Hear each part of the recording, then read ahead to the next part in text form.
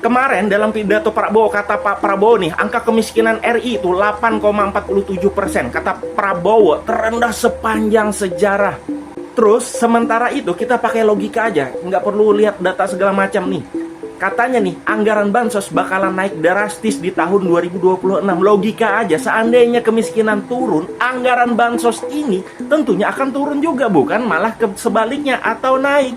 Dalam 10 bulan terakhir, saya bersama Kabinet Merah Putih berupaya memerangi kemiskinan dengan pendekatan holistik, pendekatan menyeluruh. Kami ingin angka kemiskinan ekstrim segera turun ke 0% dalam tempo sesingkat-singkatnya.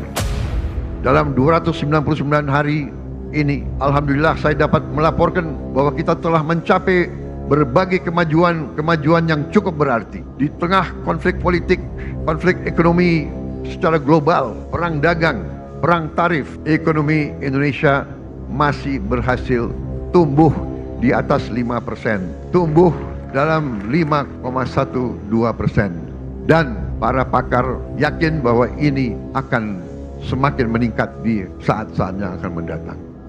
Pernahkah kalian merasa seakan-akan negeri ini sedang bermain sandiwara? Di televisi, para pejabat tersenyum dan bicara tentang pertumbuhan ekonomi, investasi dan kemakmuran. Tapi di luar layar, seorang buruh membawa pulang amplop terakhir dari pabriknya yang baru saja ditutup. Pertanyaannya sederhana, apakah ekonomi kita benar-benar sehat atau hanya sedang dirias cantik di atas meja rias kekuasaan? Di panggung-panggung politik, kata-kata seperti stabilitas, pertumbuhan, dan optimisme mengalir begitu deras. Namun di pasar-pasar, harga beras naik perlahan tapi pasti. Di dapur, gas LPG pun makin sering kosong sebelum akhir bulan. Di rumah-rumah kontrakan, lampu padam lebih awal demi hemat listrik. Dan di jalanan, makin banyak mantan karyawan dan kantoran yang kini berjualan gorengan. Inilah wajah asli ekonomi, bukan yang ada di slide presentasi kementerian, tapi yang kalian rasakan sendiri di dompet dan meja makan. PHK massal yang kini menghantam di berbagai sektor tentu bukanlah bencana alam yang datang tanpa peringatan. Ia lahir dari serangkaian keputusan menjual tambang dalam bentuk mentah tanpa mengolahnya di dalam negeri, membiarkan industri pelan-pelan sekarat, lalu dijual murah kepada para investor asing, menciptakan birokrasi yang berliku agar bisa diperjualbelikan jalurnya. Sementara kelas menengah yang dulu dibanggakan sebagai penopang ekonomi, secara perlahan tapi pasti mulai tenggelam, kembali menjadi buruh harian atau penjual kecil di pinggir jalan. Mari kita lihat angka, lihat fakta. Badan Pusat Statistik menyebutkan konsumsi rumah tangga melemah, daya beli stagnan, dan pengangguran terbuka pun kembali naik. Di banyak daerah PHK masih terjadi, dari sektor manufaktur hingga teknologi. Ironisnya, pemerintah tetap berbicara soal pertumbuhan di atas 5%. Angka yang mungkin hanya hidup di laporan, bukan di pasar tradisional. Dan ketika pendapatan rakyat menurun, saya yakin pemasukan negara pun ikut seret. Karena berdasarkan data, lebih dari 80% pendapatan APBN adalah dari pajak pemerintah ke rakyatnya. Lalu di sini, apa solusi pemerintah? Bukannya memperkuat industri, bukan memperluas lapangan kerja, tapi menaikkan pajak dan apapun yang bisa dipajaki.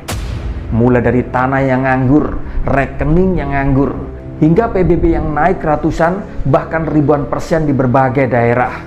Seolah-olah di sini rakyat masih punya ruang bernafas yang masih bisa disedot.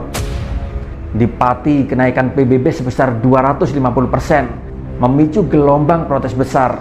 Di Jombang, ada yang naik 1202%, hampir 12 kali lipat. Di Cirebon, seorang kakek 83 tahun harus membayar sebesar 65 juta rupiah dari yang sebelumnya hanya 6 juta rupiah. Di Semarang, PBB pun melonjak sebesar 440% hanya karena rumah mereka dianggap berada di jalur strategis. Dan di Bone, pemerintah daerah berdalih kenaikan hanya 65% walau warganya mengaku membayar 3 kali lipat. Apakah ini kebetulan? Tentu tidak. Tentu saja di sini akibat dari pemerintah pusat yang memangkas dana transfer daerah hingga 50 triliun rupiah. Tentu banyak daerah termasuk Pati tak punya kapasitas fiskal yang memadai. Maka bupati-bupati itu tentu saja akan memilih jalan pintas menaikkan PBB secara gila-gilaan demi untuk menutupi defisit APBD. Kebijakan instan yang menyelesaikan angka di atas kertas tapi membakar kesabaran rakyat di dunia nyata. Masalahnya, kemarahan ini bukan hanya soal pajak.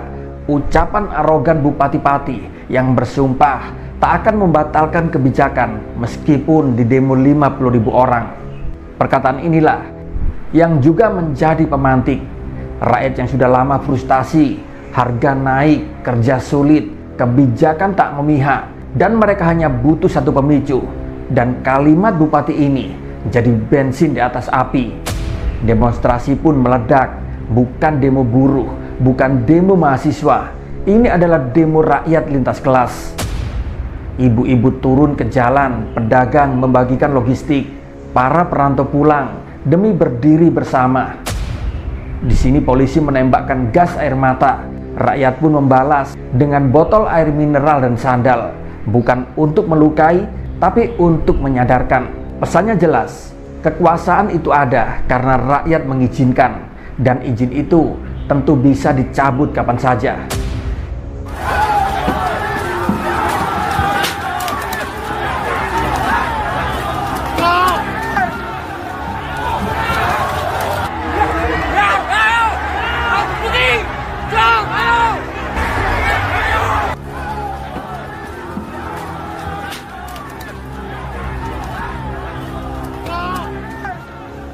Lucunya, pemerintah pusat buru-buru cuci tangan. Katanya ini murni kebijakan daerah, padahal merekalah yang memotong dana daerah, lalu membiarkan kepala daerah kelabakan untuk menutup lubang anggaran. Tentu, ini seperti menyiram bensin, lalu pura-pura kaget saat api membesar. Dan di sini, sejarah mengajarkan, gerakan seperti ini bisa menjalar. Ketidakpuasan di Pati juga dirasakan di Cirebon, di Jombang, di Semarang, di Bone, bahkan Jakarta. Dan jika satu kota berani melawan, kota lain akan melihat bahwa mereka pun pasti bisa.